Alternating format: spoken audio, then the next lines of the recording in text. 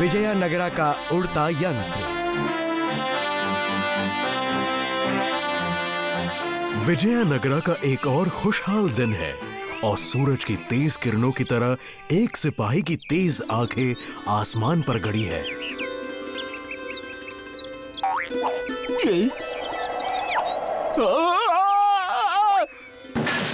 जी हाँ दोस्तों, मैंने बहादुरी से चोरों और कातिलों का सामना किया था। महाराज, इनकी ये कहानी सुनना जरूरी है क्या? थोड़ा धैर्य रखो राजकुमारी, इसके बाद मजेदार हिस्सा आएगा। और फिर मैंने एक सुंदर कन्या की इज्जत बचाने के लिए उन खतरनाक डाकुओं से लड़ना शुरू कर दिया, वो भी सिर्फ अपने मुक्कों के साथ। हाँ, ये तो बताइए कि डाकुओं के जाने से पहले आप कितनी देर तक उस कन्या के पीछे छिपे रहे? ओह, करीब 10 मिनट तक, और उसके बाद वो तंग आकर वहां से चले गए। मेरी कहानी में बाधा मत डालो रामन, ये मुझे बिल्कुल पसंद नहीं है। और फिर जैसे ही उन्होंने मुझे घेरा। महाराज, आपको यकीन नहीं होगा, मैंने बाहर क्या देखा। मैंने देखा एक उड़ने वाला यंत्र। क्या कहा? मैं तुम्हारा मतलब नहीं समझा। महाराज, मैंने एक बड़ा सा यंत्र देखा जिसे एक इंसान अपने पैरों का इस्तेमाल करके उड़ा रहा था। ओह, जरा खुलकर हमको बताओ ना, क्या वो उस यंत्र को लात मार के उड़ा रहा था? तुम्हें क्या लगा था मैं तुम्हारे इस मजाक को समझूंगा नहीं? हाँ, क्या तुम मुझे नादान समझते हो? दरअसल ऐसा उड़ने वाला यंत्र बनाया जा सकता है महाराज। क्या तुम्हें लगता है ये संभव है? तो और बताओ रामन। ये सिर्फ संभव ही नहीं, बल्कि ऐसा हो भी चुका है। रामायण की प्राचीन गाथा में राम जी ने खुद सीता को लाने के लिए एक उड़ने वाले यंत्र का इस्तेमाल किया था। वो सिर्फ एक कल्पना है। सम्राट अशोक का ये मानना नहीं था। उन्होंने 9 बुद्धिमान इंसानों को इस यंत्र की सच्चाई जानने का काम सौंपा। जब उनके हाथ वैसा ही एक यंत्र लगा, उन्हें लगा था कि ऐसा यंत्र मिलने पर वो दुश्मनों पर भारी पड़ सकेंगे। मुझे भी ऐसा यंत्र चाहिए जो दुश्मनों पर भारी पड़े। जो भी मेरे पास ऐसा यंत्र लाएगा उसे मैं सोने में तोल दूंगा। आपके वजन जितना सोना तो खजाने से कम नहीं होगा। सच कहा, ये सेहत का खजाना है। महाराज, मैं उस तरह का यंत्र बना सकता हूँ जो उड़कर, उन्हें कहते थे विमान। जो भी हो, मुझे आपकी सेवा में उसे लाने का अवसर दीजिए महाराज। अरे हाँ, मैं भी उड़ूंगा। ये तो बड़ी अच्छी बात है। मेरा पूरा राज्य इसमें तुम्हारा साथ देगा। पूरा राज्य मेरा साथ देगा? वाह, क्या बात है। मैं तो आसमान की सैर करूंगा। और फिर महाराजा कृष्णदेवराया के सबसे बुद्धिमान वैज्ञानिक विजयनगरा की शानो शौकत बढ़ाने के लिए इंसानी ताकत से उड़ने वाला यंत्र बनाने में जुट गए। वाह, मजा आ गया। आखिरकार टिंगरी, राज्य मुझे वो इज्जत देने लगा है जिसका मैं हकदार हूँ। हम जल्दी ही उड़ने वाले हैं। मेरा मकसद उड़ान नहीं है। अगर हम चाहे तो ये काम सालों तक पूरा नहीं होगा। मुझे और मलाई दूध पिलाओ। क्या करूं? घबराने की जरूरत नहीं है, बस उनसे बहस मत करना। राजगुरु जी, मैं पेश कर रहा हूँ उड़ने वाला यंत्र, उड़न खटोला। इसके आगे ये बदसूरत सा फूल क्यों लगा है? उसी की मदद से वो उड़ पाएगा राजगुरु जी। उसे निकाल दो, वो भद्दा है। पर उसके बिना वो उड़ेगा कैसे? टेंगरे, क्या ये मुझसे बहस करने की कोशिश कर रहा है?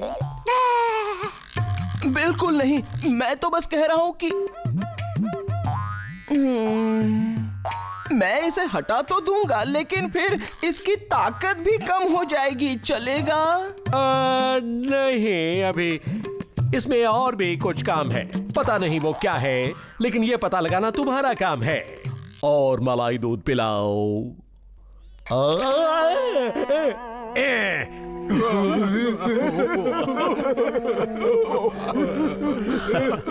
आप सभी बहुत ही बुद्धिमान लोग हैं, लेकिन आप ये नहीं जानते कि अपनी बात कैसे मनवाई जाती है। हमें बचा लो रामन। हम चाहे जितनी भी मेहनत कर ले, वो सब नकार देते हैं। बिना देखे सीधा कह देते हैं नहीं नहीं नहीं। मेरे ख्याल से आपको राजगुरु जी की हाँ सुनने के लिए थोड़ी कलाकारी दिखानी होगी। उन्हें ये जाकर दिखाओ। लेकिन मूर्ति से तो उसका संतुलन बिगड़ जाएगा, वो उड़ेगा नहीं। आप सब उड़ने वाला यंत्र बनाना चाहते हैं या नहीं? ठीक है, पर वो फिर ना कहकर मुझे लौटा देंगे। ओ, क्या मेरी तेल मालिश का वक्त हो गया है? तुम फिर से आ गए। राजगुरु जी कृपया करके मेरे इस नए उड़न खटोले को एक बार देख ले। मैंने कुछ फेर बदल किए हैं। बकवास है। रुको, इसके आगे ये क्या है? बहुत सुंदर है। अब तुमने बिल्कुल सही चीज बनाई है। तो आपके हिसाब से ये बनाना चाहिए? हाँ, लेकिन कुछ चीजों को बदलने के बाद। सुनो, मैं खुद इस पर तुम्हारे साथ काम करूंगा। नारियल पानी पिलाओ टिंगरे। क्या बात है, हम उड़ने जा रहे हैं। ओह, टिंगरे ना।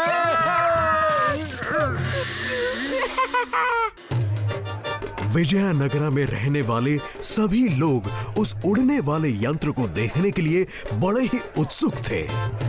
आज हम सबके लिए गर्व का दिन है।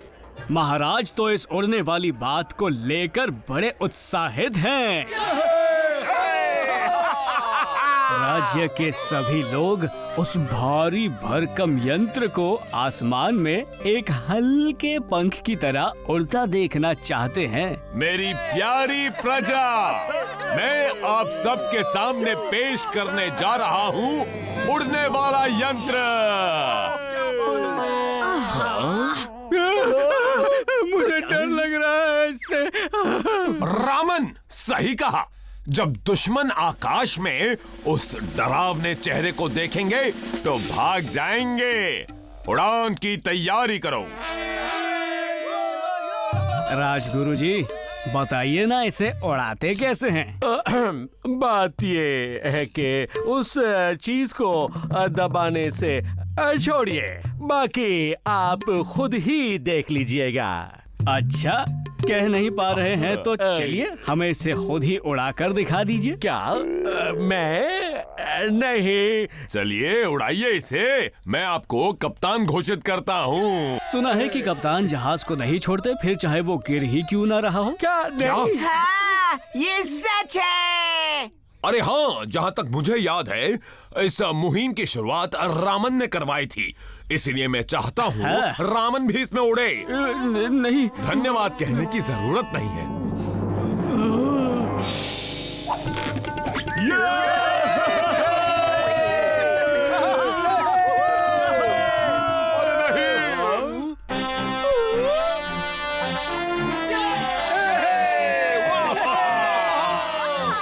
मैं उड़ रहा हूँ। ये क्या? ये क्या हुआ? ये क्या हुआ? ये मैंने क्या कर दिया? तुम ठीक तो हो? शुक्र है हम किसी नर्म चीज पर गिरे। तरबूज का छिलका काम आया।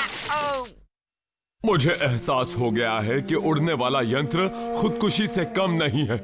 अगर कभी गलती से वो चीज हमारे ही सैनिकों पर गिर गई तो क्या होगा? उड़ने वाला यंत्र बनाने का काम रद्द किया जाता है। लेकिन मैं तो उड़ना चाहता हूँ। बहुत बहुत धन्यवाद महाराज। मुझे कोई और सेवा का अवसर दीजिएगा, मैं उसमें आपको निराश नहीं करूंगा। ये मेरा वादा है। पानी में चलने वाला रथ कैसा रहेगा महाराज? बढ़िया रहेगा राजगुरु। इसे बनाने का काम आपका। अगर पर्याप्त धन मिले तो एक क्या, मैं सैकड़ों बना दूंगा। धन नहीं मिलेगा। जो कुछ पिछले यंत्र में बचा हुआ है उसी से काम चलाइए। मगर राज्य के लोग मेरी मदद करने के लिए तैयार होंगे ना?